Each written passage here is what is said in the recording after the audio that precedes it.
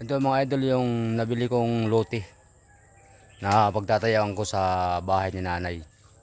Ito yun, hanggang doon sa may saging na yun. Yun. Tapos hanggang doon. Sapa na yan doon, sapa. Tapos ito yung pagitan eh. Yan. Simula dito nung nyog na to. Yan nyog na to. Kasi bahay din to sa kabila eh.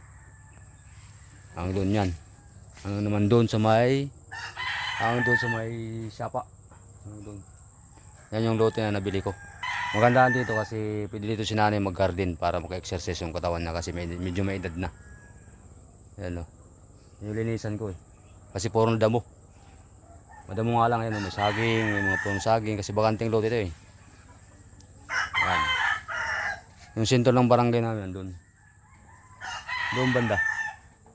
Doon. Kaya medyo nasa gilid na kami. Pero mas okay nasa gilid kasi malayo ka sa ingay.